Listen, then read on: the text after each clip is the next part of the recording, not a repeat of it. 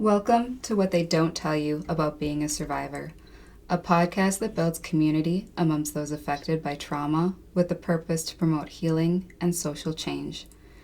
As a reminder, this show is for mature audiences and the conversation might be triggering and or difficult for some to hear. Please respect and listen to your own body as you listen to what is shared. If you need to pause an episode or even stop an episode, there is no shame in that.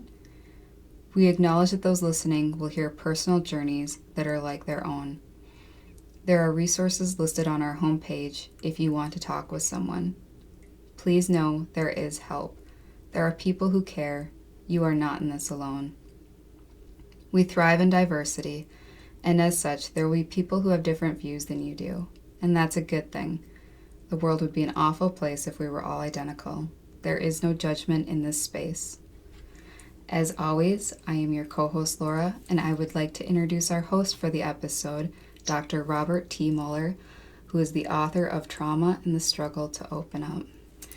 Welcome, Dr. Muller.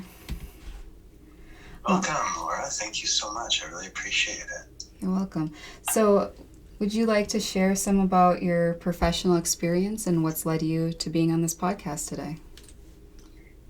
Well, yeah, for sure. I really appreciated it when you contacted me, having seen some of my stuff. So I'm a trauma therapist, and what that means is that obviously I work with folks who have histories of trauma, and really my area tends to be interpersonal trauma. So I don't tend to work so much with people who've had experiences with natural disasters and that sort of thing. It's really people who are survivors of so domestic violence or physical or sexual abuse. Childhood abuse is very common for the folks that I work with, that I tend to work with. Also people who have experienced community violence, and what brought me to the field really, I was inspired by a couple of really amazing professors when I was in graduate school. I was also inspired by experiences that were happening around the time that I was in graduate school. So Judith Herman wrote her, now classic Trauma and Recovery. I think she published it in '93. So I was finishing grad school then. I was just a postdoctoral student then, and I had read some stuff about trauma, and it's an interesting area, and I did a little bit of research on it. But then in my postdoc, I got really, really interested in her work. She had a perspective that was really fresh and different, and looking very much at survivors' experiences, very much about validation, very much about not shaming people in their work, and finding a way to really hear people's stories. So it was very inspirational to me to read that. I got very excited about the work, and then I started doing it. In my postdoctorate, there were a few clients that I saw that had traumatic experiences, and then I found a really, really good supervisor in Boston who really taught me a lot of perspectives about using the therapeutic relationship when working with trauma survivors, and that's what I continue to do to this day. Thank you. And now I know there's a lot of stigma and schemas surrounding therapy. Can you briefly describe what therapy looks like with someone that has no idea other than what they've seen in movies, walks into a therapist's office? What could they expect on their first meeting? Well, so it depends a little bit on whether you're seeing a trauma-informed therapist. So if you're talking about folks who are survivors, I'll use the word survivor of trauma. So it depends on the kind of therapist you find, to be perfectly honest. And there are many therapists who are not trained to be trauma-informed. And so they often try to use techniques with trauma survivors that may work well with the general population, but don't work as well with trauma survivors. So for example, there's a lot of, cognitive behavioral therapy is very popular, and for good reason. It's a very good technique. I've even done some research on it myself, find it to be very, very helpful in general. The problem, though, is that, for example, with a trauma therapist, so with a therapist who's not trauma informed, clients can often feel invalidated if they're told that their cognitions are, let's say, irrational. And so that would be a huge problem. They would feel perhaps that they're being told that they're acting crazy or that they're thinking thoughts that are crazy. The problem is that when you have been through trauma, you come face to face with experiences that other people don't. And if you've experienced physical abuse as a child or domestic violence, and you actually have experienced the feeling of, oh my God, I'm going to die. Like this real, whatever is happening to me now really could kill me. That experience changes you. It has an impact on how you see the world, how you see your place in the world, how you see your vulnerability within the world. And so, thoughts like that, automatic thoughts that could be what we might call dysfunctional for someone who hasn't experienced something like that. If you've experienced trauma, they're not uncommon. You experience thoughts and feelings that are just really profound. And so a trauma-informed therapist gets that. And that's the piece that's important, regardless of the modality, whether it's a psychodynamic or psychoanalytic therapist or an emotion-focused therapist or a cognitive behavioral therapist. The trick, if you're looking for a therapist, if you've been through trauma, is to find someone who is trauma-informed so that they don't invalidate your experiences, so that they understand, okay, these thoughts you're having that might seem odd for someone who hasn't been through a horribly traumatic event are pretty normal if you've been through a traumatic event and you really want to get that experience, that kind of therapist who gets that, and then you can work with that person, and then of course they work with you within their modality. So that would be a piece that I really caution for folks who have trauma histories when looking for a therapist anyway. And then now it can be difficult to find a therapist, and what are some things that people can do to help find a trauma-informed therapist if that's what they're seeking? Well, first of all, look for that language. If you're doing a little search on, let's say, whether it's the Psychology Today website or whether you're doing a search, in your community, sometimes there are local organizations that have lists of trauma therapists in general. Look to see the language trauma-informed. That's important. See if the person actually has experience with trauma survivors. So a lot of people, it's now an interesting area, trauma for many people. So there are therapists who just self-appoint themselves as trauma therapists.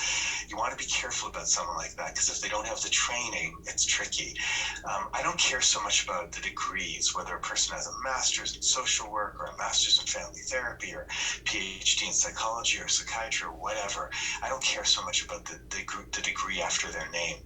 What I care about is whether that person has actually gotten training in trauma. Do they know what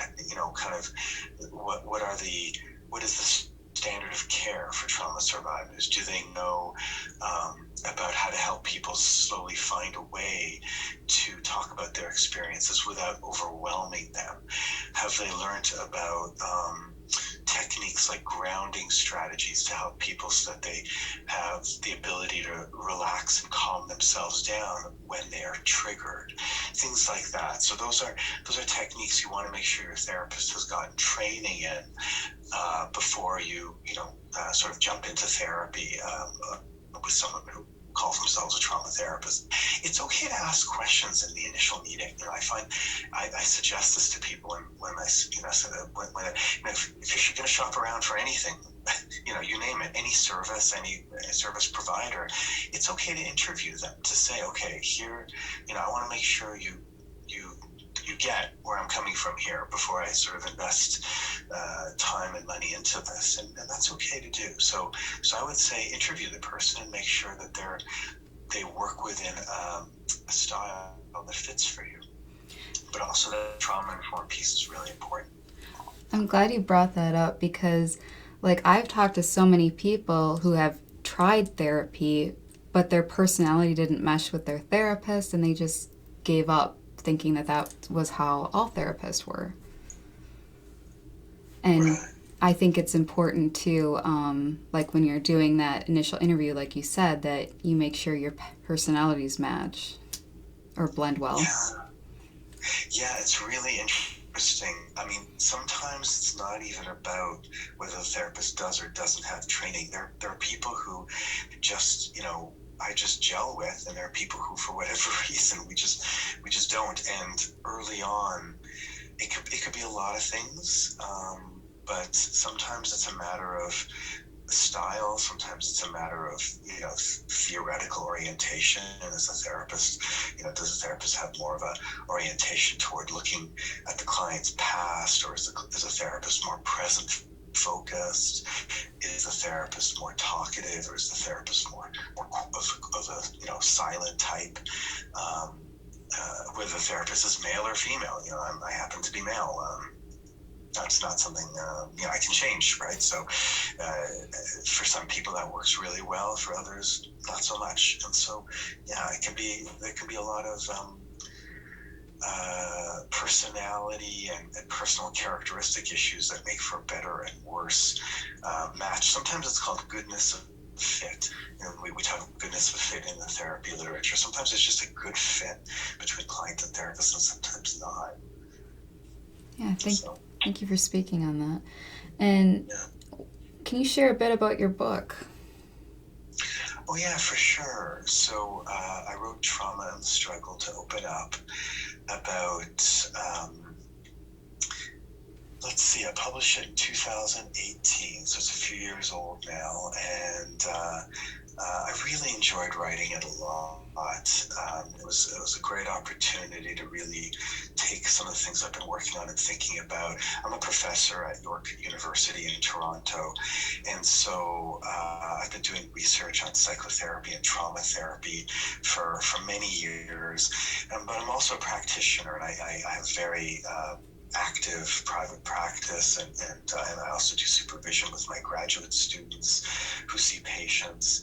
So I see a lot of clients, and a lot of my work really is about therapeutic technique, not just whether therapy works or doesn't work. And it turns out, good news, trauma therapy is quite helpful.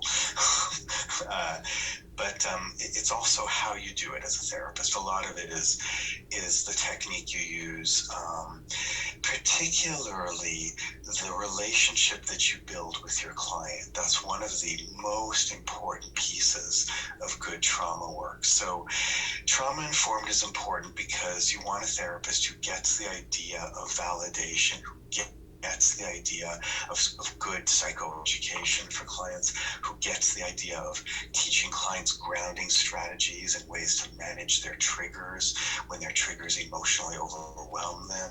So those are all really important techniques. But in addition to those techniques, there's something called non-specific factors of psychotherapy. And it turns out that the therapeutic relationship is one of the most important non-specific factors. So what does that mean, a non-specific factor? It means it's not about the specific technique you're using. It's not so much about, using this, whatever, helping the person manage their thoughts in this way, or helping the person engage with their emotions in that way, or whatever. It's really more about what happens in the relationship between the therapist and the client. So it turns out that so much of what happens in trauma influences you relationally, interpersonally, so that the relationship with the therapist becomes an incredibly useful tool or context for being able to look at the feelings that come up in the person's life. And so these are feelings the client brings into the therapeutic encounter, but they're also feelings the therapist brings into the therapeutic encounter. Remember, therapists themselves have their own issues and have their own histories. And so these issues between therapist and client often interact in ways that are really interesting and complex. And there are some really important patterns to some of these interactions. And it turns out that if the therapist is not really aware of what happens in the relationship, they can miss opportunities for growth for the client. They can lead the client down a road that is based on their own needs rather than the client's needs, and so many different issues. So there are all kinds of things that happen in the relationship that can be really, really useful. So as an example, one of the things that often happen in trauma work is something called the rescue fantasy. This has been talked about. I didn't make this idea up. This has been talked about in other contexts in psychotherapy. But the rescue fantasy is something that often is a occupational hazard of trauma therapists. The idea that I am going to rescue people. Now, of course, we want to be able to be helpful to people, but what sometimes happens is clients who are vulnerable come in with their vulnerability, airing their pain and suffering. And the therapist is trying so hard to be helpful that sometimes it gets them into trouble. They may do things like break boundaries with the client. So the client may be in a lot of pain, but the therapist may end up trying to fix them and tell them what to do in ways that turn the relationship from a psychotherapy relationship into one that looks more like a guru-student relationship. The client comes in week after week saying, Dr. Muller, what do you think I should do about my friends? Dr. Muller, what do you think I should do about my boyfriend or my girlfriend? And let's say I get drawn into that because of my own vulnerabilities, my own need to be needed. Then I might say, Kathleen, you should do this, or Kathleen, you should do that. And in the process of telling her what to do week after week, out of my desire to be helpful, I may inadvertently end up disempowering my client, kind of taking over, trying to rescue her from every little pain and suffering in her life, rather than helping her find a way to wrestle with her own problems and issues. And that's an issue. So anyway, that's an example of rescue fantasy, but there's so many other contexts where that can take place, where the therapeutic relationship can be one where things happen in the relationship that can get in the way of the therapy, or things can happen that really facilitate the psychotherapy as well. So that's a lot of what my focus in the book is about, is really looking at how the therapeutic relationship really happens in trauma work, how therapists can pay attention to it.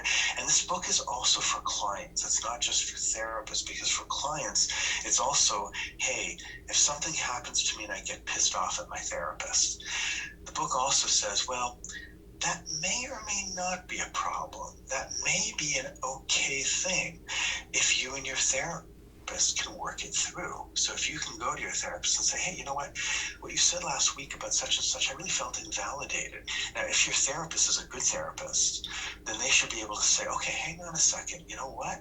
Tell me about it. How did I invalidate you?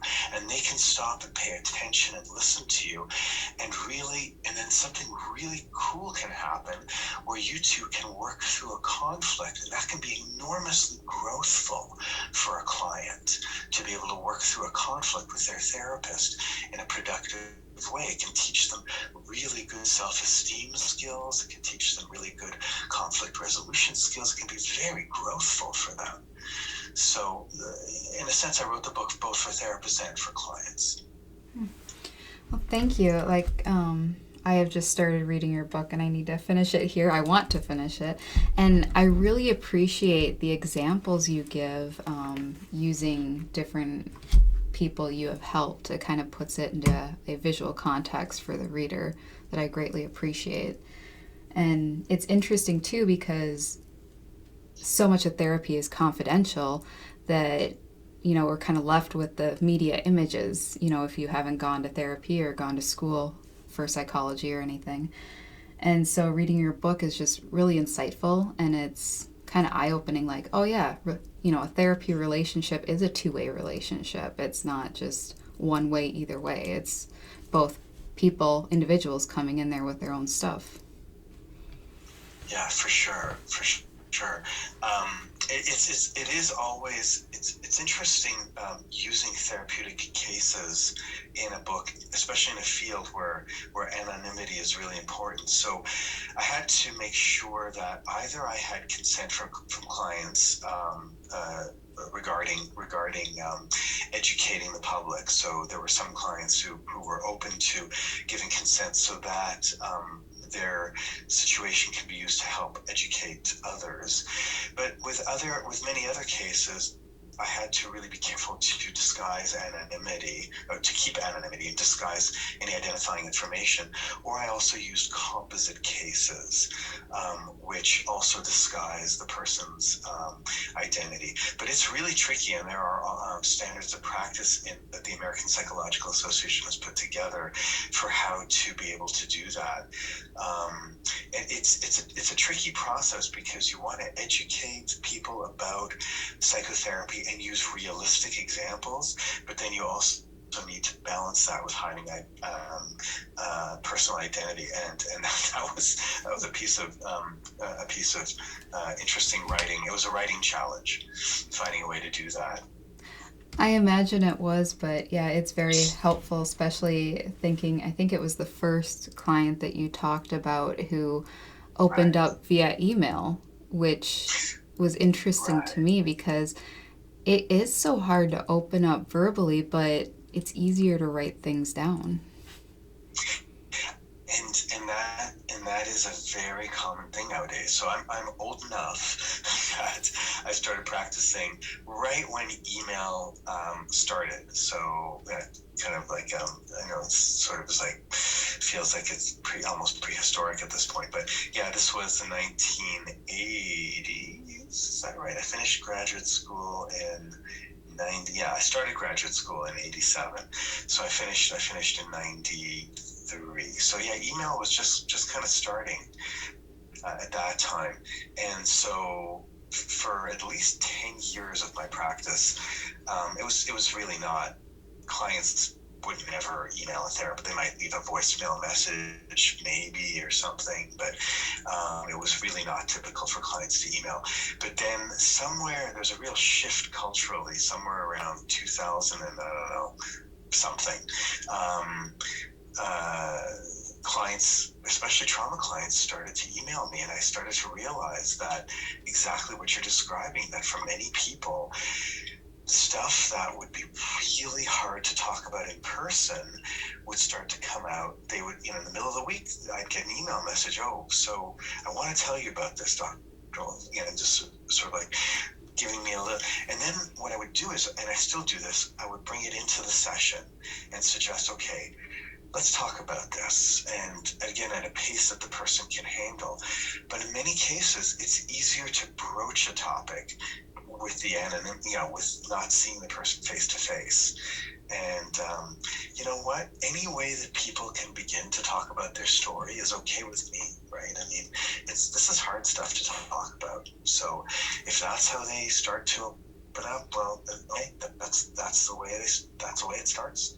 Yep, and I really appreciated reading that in your book that, that's an option for people. Because now, since you work with interpersonal trauma a lot, do you find that people have a harder time opening up about the trauma to a person based on that another person gave them that trauma? For sure. For clients who have interpersonal trauma, it really is. You know, I the irony with trauma work is that, with interpersonal trauma, is that it's the case that people have suffered because of relationships, but it's through relationships that they're able to heal. And so the very thing that has harmed them is the thing that will heal them. And that is an irony that is very real in trauma work. Now, it may seem some ways, well, of course, unless you help people in the context that they suffered, they're not going to get better. And so in some ways that might seem self-evident, but the problem is that people are reluctant to open up when they've really suffered badly. And these stories are stories that they've held on to. Very often they're secrets. They carry around these secrets for years and years, sometimes decades. And these secrets are often a burden to them. And they want to unload the burden on one hand, but on the other hand, it's really scary to do that because they've had some often bad experiences trying to open up to others. If you've suffered, let's say, physical abuse from your mom, let's say, just as an example, that could be a really embarrassing thing when around Mother's Day, where you hear popular thing, well, mothers all love their kids, and yeah, most do, but a certain number don't. And if you've been the kind of person who's lived through that, you know what that's like, and you know that you feel very alone. You feel like you're weird and strange, and you're the exception. And around Christmas time, you might feel like, oh, everybody's enjoying Christmas. What the hell's wrong with me? Why don't I enjoy? That sort of thing. And so it's really hard to talk to people about it. Very often people don't want to hear about it. And very often people dismiss it, or people say, well, it couldn't have been that bad, and that sort of thing. And so you're very reluctant to open up because you don't know that you're going to really get someone who's truly going to listen openly, without judgment, with compassion. It's you don't know. So it's people have really mixed feelings about opening up. They really do. Yeah, and it's quite understandable. And one of the reasons for the podcast too is we just don't talk about life after trauma, and it's like it gets swept under the rug. And like what you were saying too is maybe they've tried opening up and they've had doors slammed on their face basically. But yeah, it's difficult. And I know, like, in America we have this mentality of suck it up, buttercup, and pull yourself up by the bootstraps, and all these unhealthy things that have just been passed down. And it makes it difficult to open up and say, hey, I need help, I'm struggling. Yeah, it really does. So many people feel embarrassed about coming in for therapy. I'm really glad you mentioned the idea of life after trauma, because there's an important concept. I'm assuming you've probably interviewed people on your show who've talked about post-traumatic growth. Has that come up in your the interviews you've done? So far, not. Oh, okay.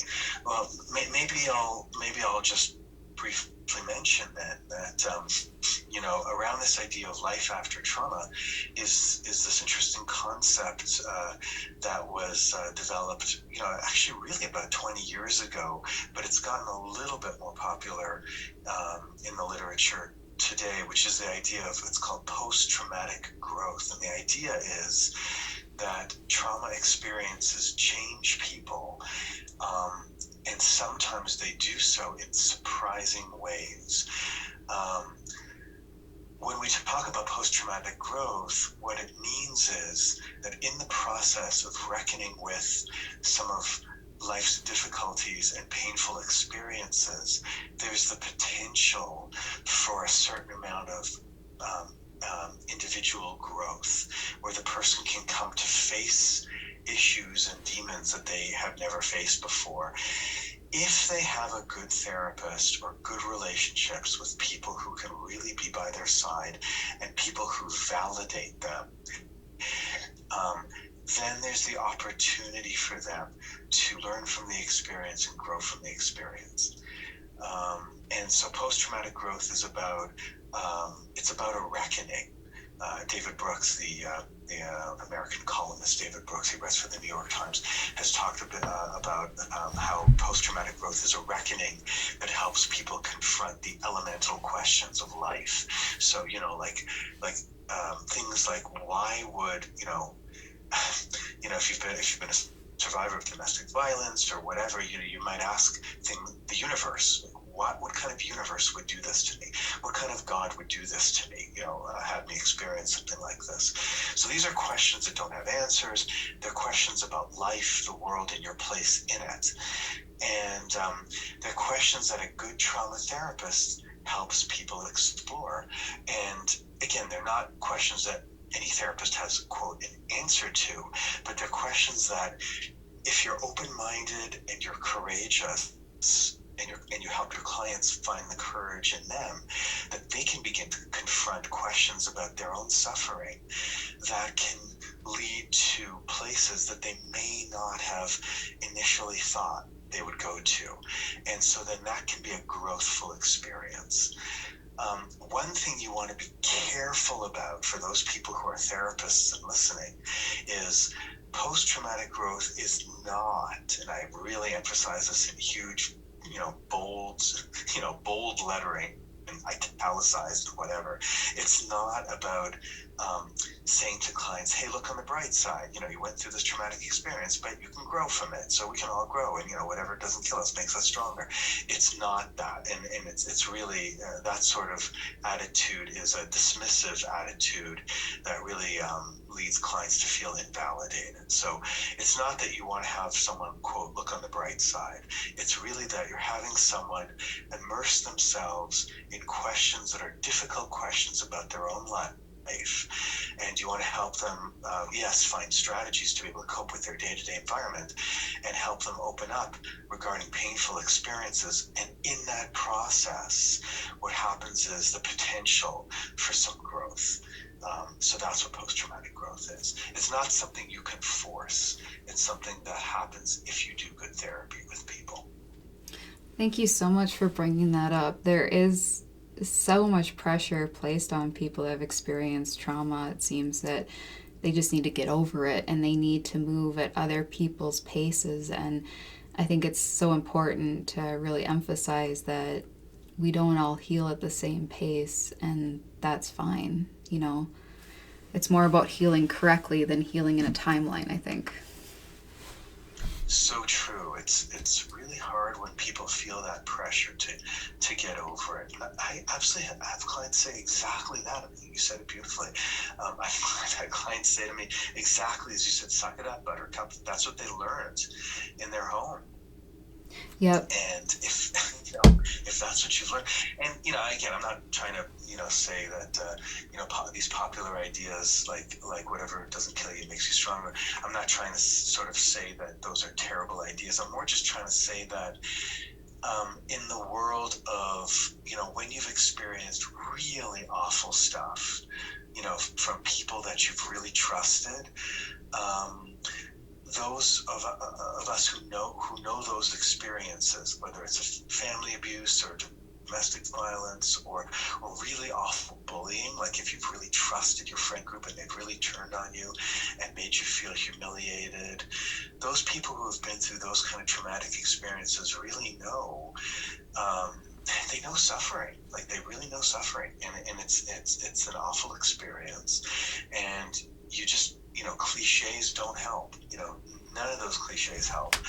What you really need is you need empathy, you need validation, you need someone to help you listen to your story, help you find your story, what your unique story, and tell your unique story. And then at the same time, help you also think about what implications does that story have on your future. So, here's where I help people around thinking about having a future orientation, is I don't tell them they have to get over their past. What I say to them is, how does understanding your past now impact your future? What are the choices you have ahead of you? And how can your past inform different choices that you can make? And so I help them understand, without judgment, their past. I help them be compassionate toward themselves. And then I ask them to be curious about what a future might look like for them that could be different than the one that they'd imagined. I ask them to find curiosity within themselves and courage within themselves. And this can be a tall order I don't do this in the first session, that's for sure. I do this once we've really established a good therapeutic relationship, once they know that I get it, that they've really been through the ringer, and I'm not just trying to dismiss them and say, oh yeah, get over it or whatever. Instead, what I'm saying is, let's understand your story, let's listen to your story, let's pay attention to it, and let's look at what the implications are for the potential future you have ahead of you. What choices do you have? That sort of thing. So I allow for future orientation, and I try to, and I do feel I do have a hopeful stance with people. I don't think trauma work is all about only defining yourself as a survivor. I think that's a piece of your story. It's a chapter of your life, and it may be a really important chapter, the chapter of the trauma you've been through, or chapters. And they're chapters that influence later chapters, but they're not the entire life story. And now the question is, okay, you're the author of your life. What are the next chapters? Where do we go from here? And so it's one that's a both and approach, validation of the past and looking at kind of where do you see your narrative, like what sort of narrative do you want to have? What sort of story do you want to write regarding your present and your future? And So yeah, that's probably a long answer to what you said. no, it was good. And I really appreciate what a beautiful gift to tell somebody that's been impacted by interpersonal trauma that they're the author of their own life, because so much trauma leaves somebody thinking that they're helpless and out of control, and they have no control of their life, and just beautifully reminding somebody that this is just one chapter. You get to write the other chapters yet.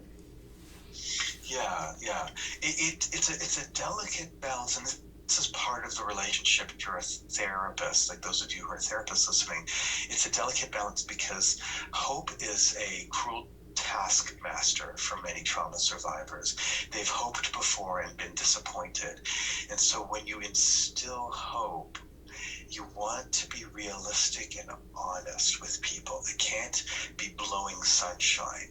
On the other hand, you don't want to be unrealistically full of doom and gloom either. It's a really tough line to walk, and it's one that you have to help the client define it for themselves. And so I have conversations with people about this. I say to them, I look at, I ask them what hope do they see in their lives? And many of them struggle with that because they've been through so much. And so sometimes they struggle with finding hope, and they've found it easier not to hope, like to say, okay, well, my life is terrible and it's always going to be terrible and there's no hope ahead of me. Sometimes that's easier because it's so painful to end up disappointed yet again. And so as a therapist, it's a tough line to walk. I do think it's important to be hopeful. On the other hand, it's also important to be validating. So, you're walking a line there as a therapist. Yeah, and just going back on what you're talking about, hope being a scary thing for survivors, is that, a lot of times in child abuse and domestic violence, it's almost like they're being punished for hoping. It's part of their power, the power and control of the person abusing them. Yeah. So, yeah. Absolutely true. Yeah. And there's this feeling of, just I don't want to be disappointed. When you've been disillusioned, it's hard. It's hard not to. I think where trauma therapy can often be helpful is with folks who have suffered but are not quite at the point of being full on bitter about their lives.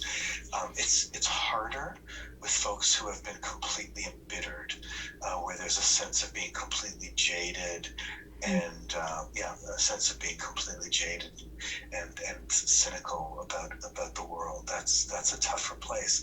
I mean, I've worked with folks like that too, and I'm not saying that therapy can't be helpful. It can be, and sometimes people are less cynical than they think they are. So that sometimes is an interesting thing when people come in sounding very cynical, but actually on an unconscious level, they're actually looking for hope. And the therapist provides it for them temporarily, hope that they can't provide for themselves until they have some positive experiences and then can genuinely build on those experiences. And so that can be great to see that. That's a terrific thing to see that.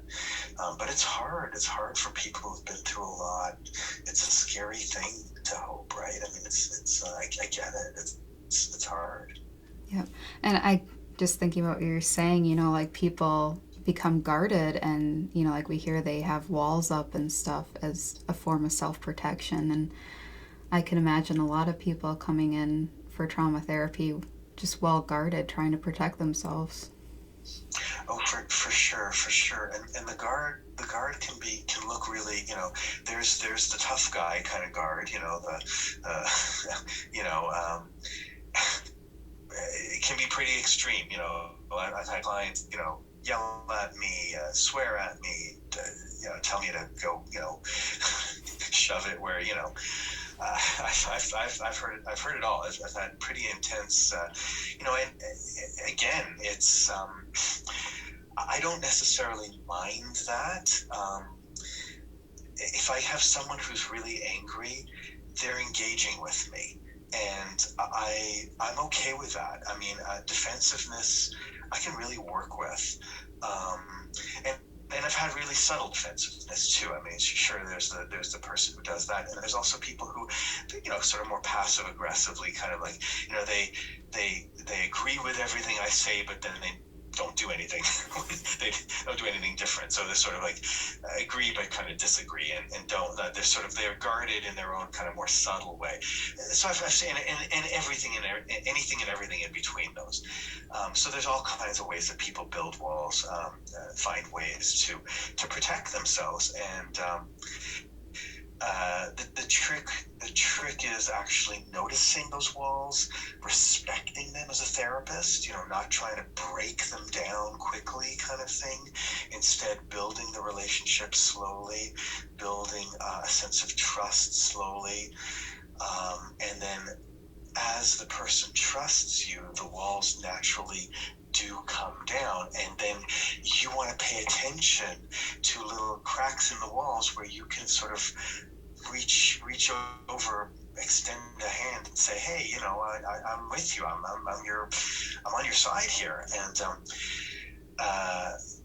now, the metaphor is a pretty simple one, but in practice, it's really easier said than done. Like I have clients who it can take even a couple of years of, working with them, building trust, and then all of a sudden, out of nowhere, they email me, I'm ending therapy, I'm never seeing you again, goodbye.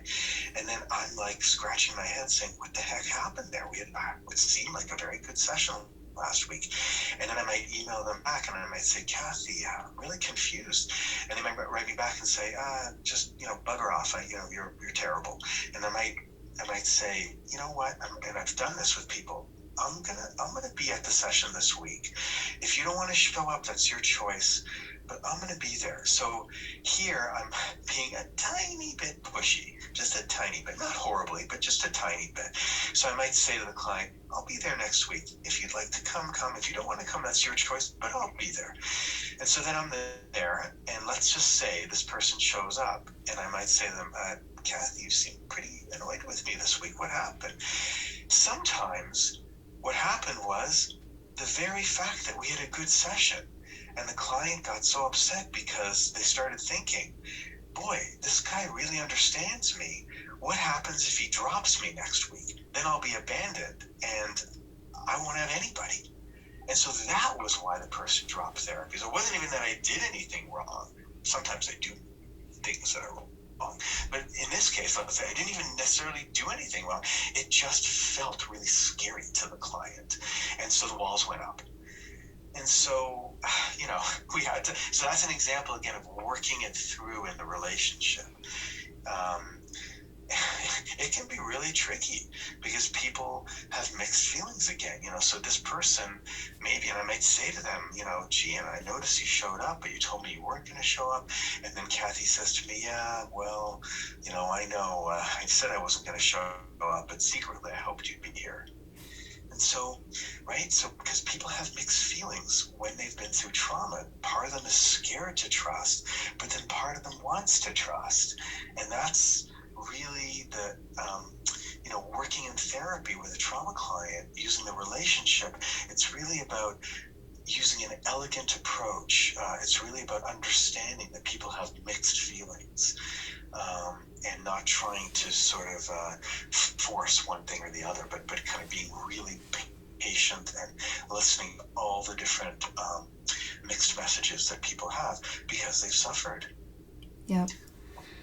And, like I've come to see through my work that it's not necessarily walls, it's more like a labyrinth where it's almost like you're on the inside and you're trying to test and see how much do these people care? How much can I trust them? How much are they willing to work? And then it's also you trying to put up these multiple walls and stuff, trying to keep yourself safe in there. Yeah, absolutely. I think labyrinth is really a nice way of putting it. It's it's a little bit of a, you sort of see an opening and then you, and then oh no, that's a blind alley. Yep. So, and then oh, there's another one, and it can be really tough, sort of finding your way through. That's a really nice metaphor. I really like that. Thank you. Yeah. Yeah. And beyond your book, you have an amazing blog. Would you like to talk about that?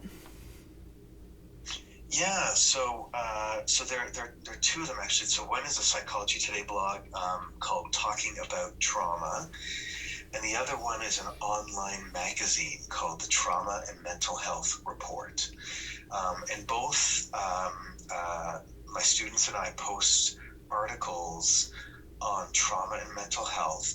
And what we try to do, so these are students who are, really bright, students who are great writers, and have really thought about trauma a lot and have worked with me on research. And so we post articles that are intended to help people connect to trauma issues that are meaningful to them. And so, for example, one of the first articles we posted was called "A Corporal Speaks: 10 Questions for a Soldier Who Served in Afghanistan." And so this was an interview with a Canadian soldier who had served in Afghanistan, and really what he had been through and what he had struggled with. And it teaches about post-traumatic stress disorder, but without getting all super technical and full of the research, but instead very much through the person's experience. And so we try to have stories in there. We try to have personal experiences of people in the community that wish to share.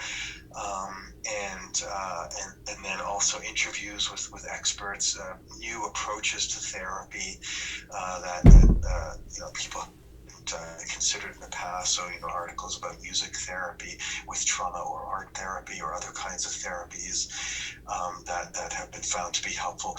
Interesting communities that have been through therapy. So writing journaling programs in prisons for folks who have inmates who have been through who are trauma survivors. So how to help them heal from their trauma so that they can become better people, etc., etc. So a lot of different populations of trauma survivors, and then different approaches to treatment. Again, all stories making it relevant to people in the community. This is a good resource for students or therapists or people who are survivors or and just individuals in the community interested in the topic. So yeah, it's called Talking About Trauma.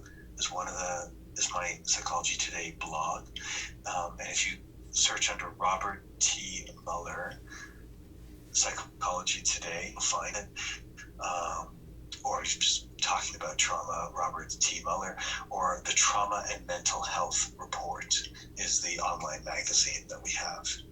Oh, and both are free, by the way. Yeah, so these are not advertisements for me to get any money. Both are free. I do these as my my work as a professor and just a psychologist in the community. Thank you for sharing those. And we'll make sure to have a link to those in the description for anyone that wants to follow up, and I do recommend following up. That's actually one of the ways that I heard about you. I believe it was a article you wrote on stalking behavior on Psychology Today in your blog there. Oh, right. Yeah, that one's gotten a lot of interest. So one of my students from probably about maybe 7 or 8 years ago wrote that with me, and it's a terrific piece. It's a really interesting one. Yeah, and I really appreciate how you cover so many different areas of trauma.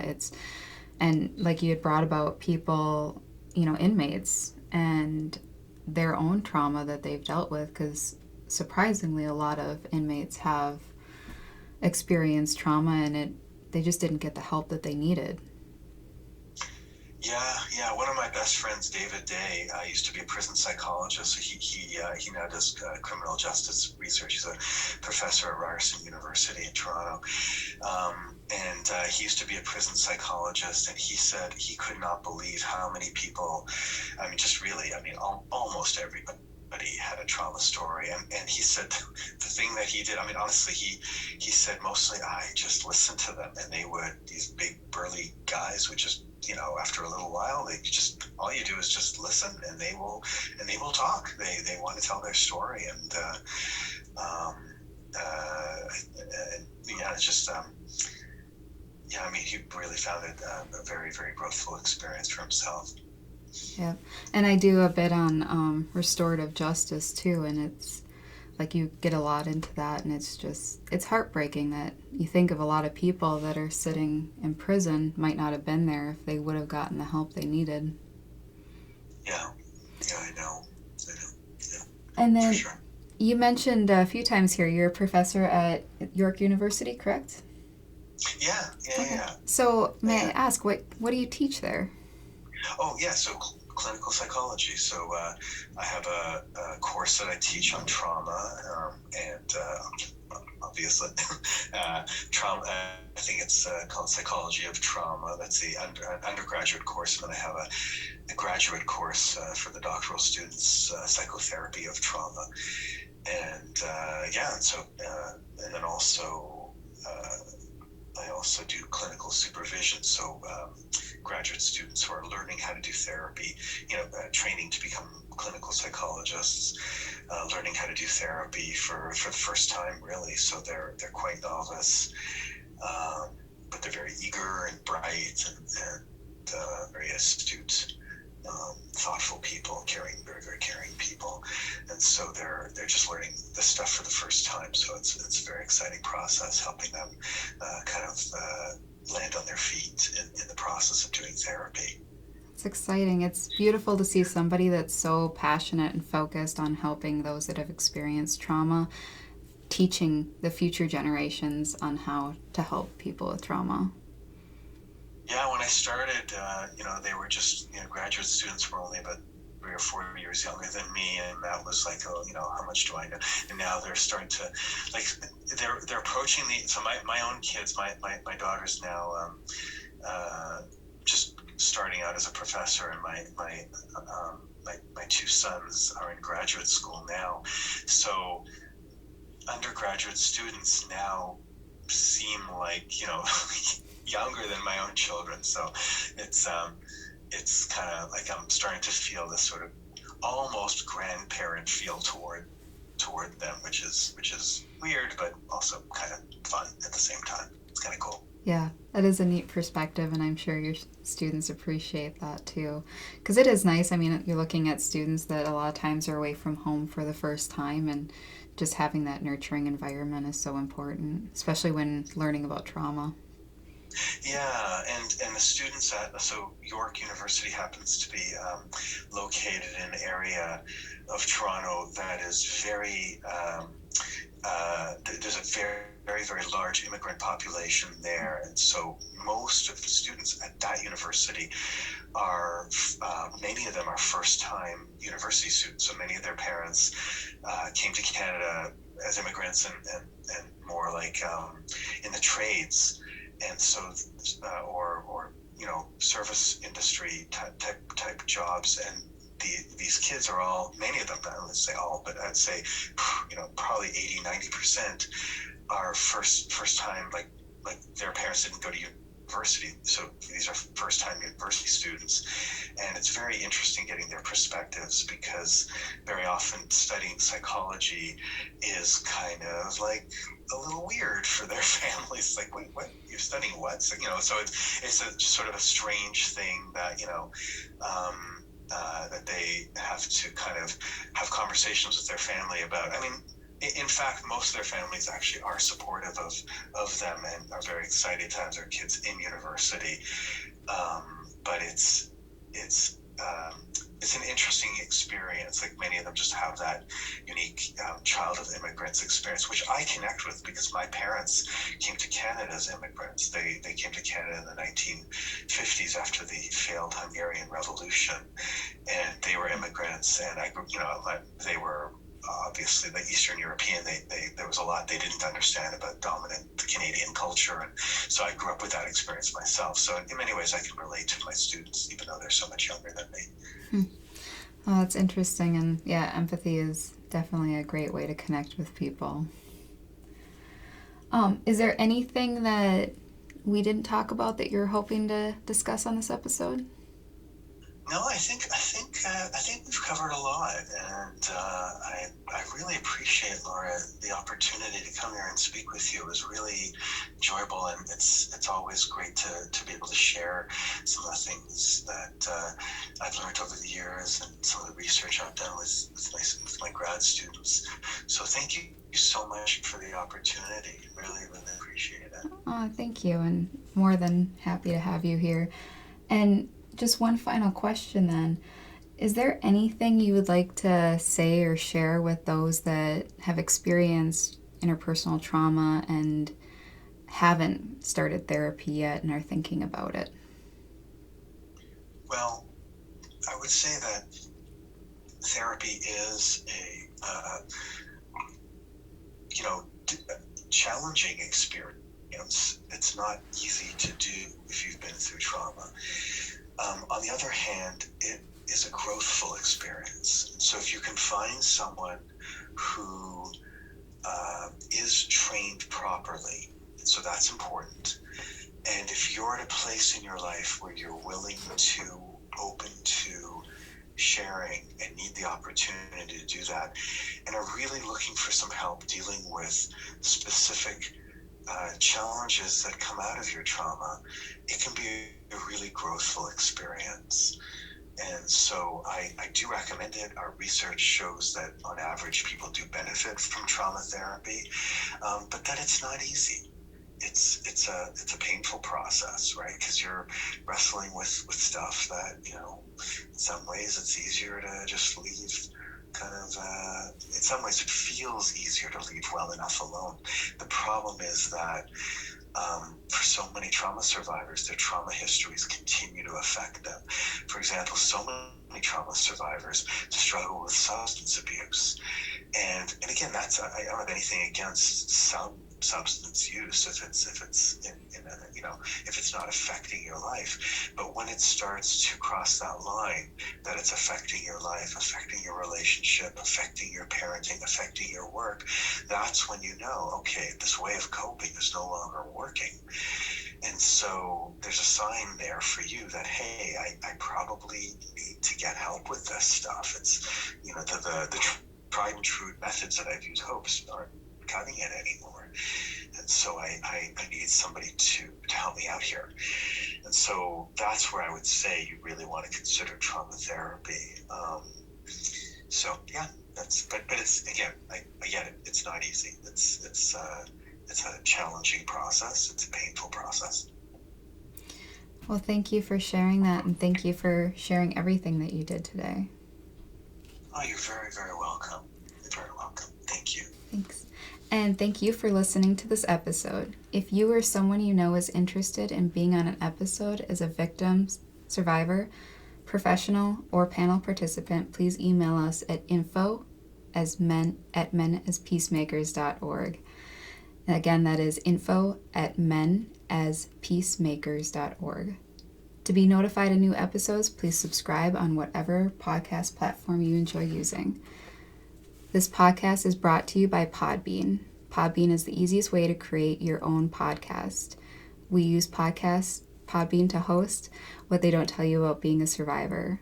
Download the free podcast app to start recording and publishing your own episodes, as we'd like to hear more about other people who have gone through trauma, either on ours or another podcast. Thank you.